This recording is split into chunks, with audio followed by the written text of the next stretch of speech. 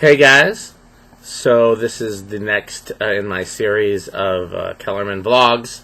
For those who don't know, I reread the Alex Delaware murder mysteries and other books that are in that universe.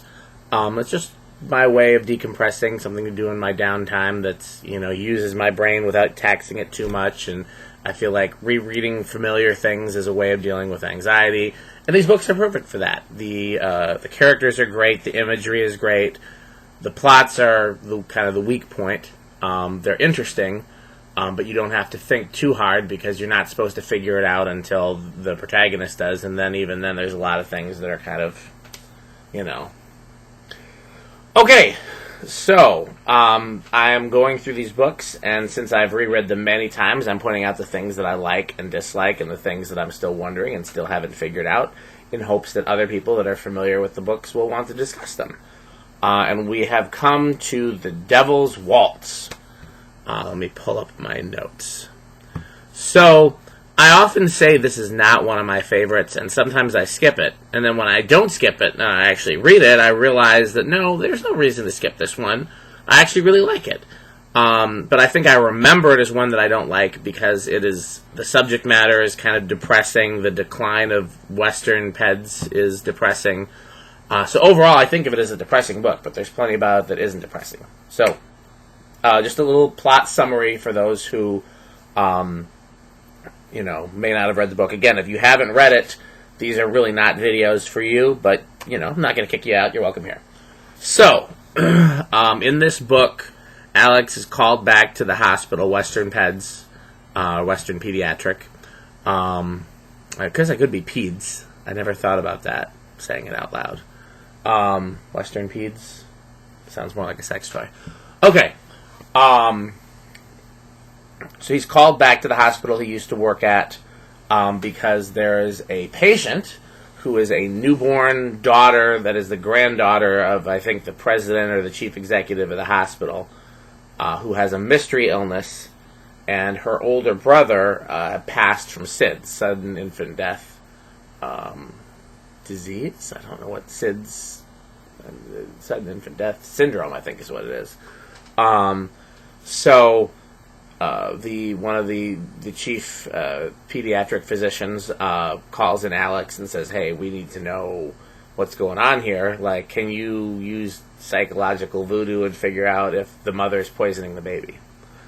And that's essentially what the book is about. Meanwhile, the hospital is in decline, and people are trying to figure out how to keep it from declining too far, and trying to figure out how to save the baby.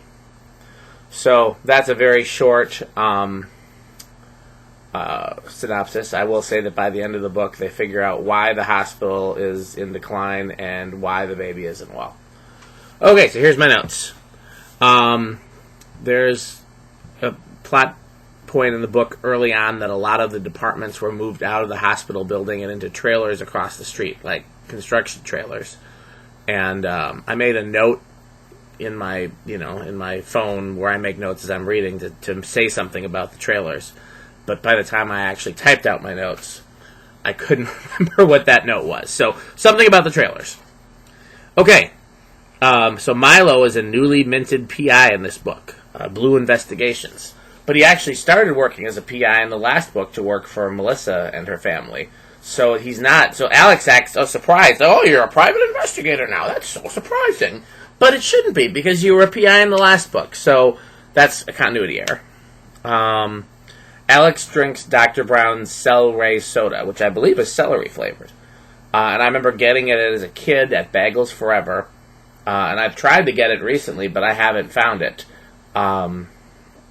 So, remind me to look for Dr. Brown's CelRay soda and see if I still like it and see if it actually tastes like celery. It's a neat little thing to see in the book that is not common. Okay, so is Western Peds or Western Peds a real place? I did some Googling, and I'm thinking maybe it's based on UCLA West Children's Hospital. It's the closest I can come up with.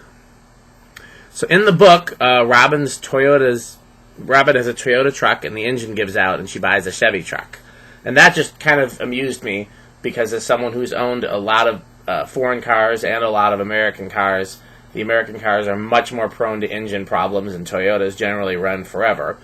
So it's not that what she describes, or what the author describes couldn't happen. It obviously could, but it's just kind of ironic that it happened the opposite way than it usually does. Okay, so Milo gets his blood work done in the book, or at least it's referenced in the book, and he has high cholesterol, something about triglycerides. And given his diet and exercise habits, I'm shocked that that's the only thing that they found in his blood work. I really wish I could eat and drink like Milo with no other issues.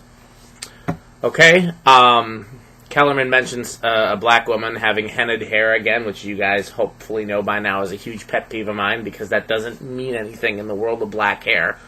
But I won't go off of that rant again. I went off on that in a previous video, but I'm going to point it out every time I see it. Okay, seems like a lot of women that we encounter in these books keep chocolate on their desk, and especially if they're described as being overweight. Is this a stereotype that Kellerman uses? And then later in the book, he describes someone's face as padded with suet. And I wasn't sure what that meant at first, but then I was wondering if that was just a really rude way of calling somebody fat. And it kind of does seem like Alex / Kellerman is a bit fat-phobic, especially when it comes to women. Like, there's a lot of descriptions of overweight and obese women that are not flattering. But then again, in Butcher's Theater, the Arab detective has a wife that's considerably obese, and he's the detective. I can't remember his Dowd. Is very much sexually attracted to his wife's body and likes that she's big. So then also Kellerman and just anorexia is a constant fixture in a lot of these books. So it feels like Kellerman has a really interesting fixation on women's weight and not so much concerned about it in men. So that's definitely something I'd be curious to discuss with him if I ever got the chance to talk with him. Okay. So who was the man Cindy was talking to when Alex called her? And why didn't she want Alex coming earlier? So, there's a point in the book where Alex is trying to make an appointment with Cindy for a home visit, and she says, well, can you come a little later? Because, she's got something to do. And then when he actually gets there, he deliberately shows up early to try to catch her. There's nothing going on. And then also there's a time, I think, when he makes a phone call, he hears a man's voice in the background, and her husband is not home. So who is the man in the background? And then Alex notices that there's a pool truck in the neighbor's driveway. Like, well, is she having an affair with the pool boy? And then in the climax of the book, her husband claims that she was having an affair with the pool boy. But given that he said that she was, and everything else that comes up in the book and everything else that he says in the book, it kind of makes it seem like that's not true.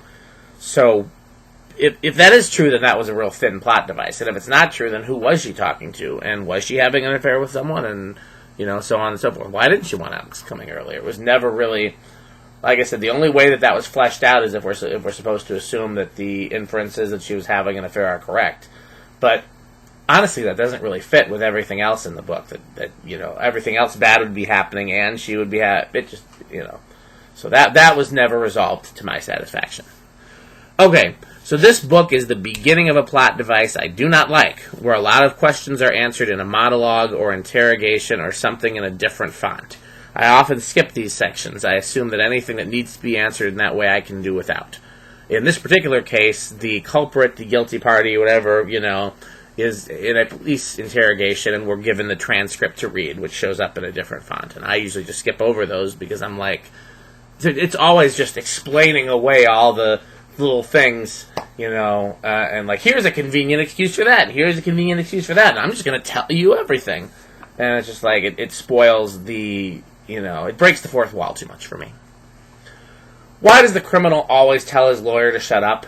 That never rings real to me. In every interrogation in one of these books, the lawyer's like, I advise you not to say anything. And the criminal's like, shut up, you stupid lawyer. I'm going to tell them what I did, and therefore I will be arrested for it. And it's just like, every time? Really? Okay. So I'm having a good time describing this one, apparently. Next up is Bad Love, and I believe I have finished reading Bad Love as for the time I'm filming this, but I have not typed out my notes yet. Let me think about it for a second. Did I finish Bad Love? You know, let's look at my Kindle right here. I like Bad Love a lot, but I believe I finished it. Yes, I've moved on to Self-Defense. Let me bring up the camera screen so I can make sure that you can see it. There we go. I've moved on to Self-Defense, but I have not typed up my notes. As of the time of this filming, I have not typed up my notes for Bad Love yet. So next on my list of Kellerman-related things to do is going to be to type up the notes for Bad Love and then film one of these for that. But as I alluded to earlier, or possibly in my previous video, I don't remember anymore, I'm behind on a lot of things, and so we'll see when I get to that. But I hope that you guys have enjoyed these discussions, and I hope we will keep having them. Thanks for watching.